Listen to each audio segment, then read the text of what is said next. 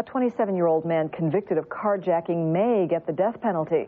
A jury in Maryland found him guilty in a case that drew national attention and prompted Congress to make carjacking a felony. Patrick Greenlaw reports. What started out as a momentous day for the Basu family last September turned tragic.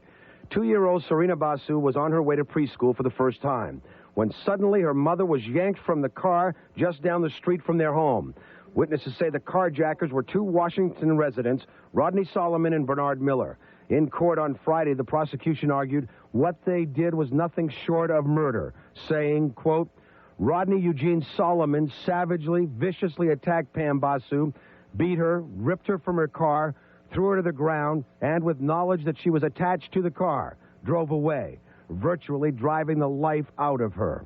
Witnesses watched in horror as Pam Basu was dragged down the street, her arm entangled in the seatbelt. At one point, they say the car slowed down and Sarina, still strapped into her car seat, was tossed onto the side of the road. She wasn't hurt, but by the time the car crashed into a fence more than a mile away, her mother was dead.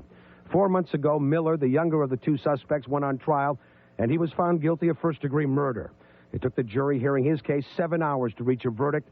Friday, it took the jury in Solomon's trial 4 hours, and the verdict was the same, guilty of first-degree murder.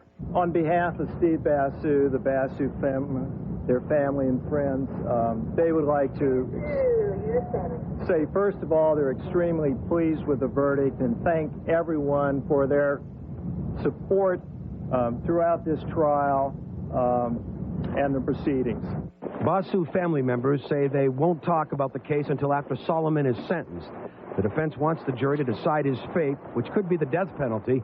The driver, Miller, was only 16 at the time of the incident, and as a minor was shielded from the death penalty. His sentence, life in prison, with the possibility of parole after 17 and a half years. Patrick Greenlaw, CNN reporting.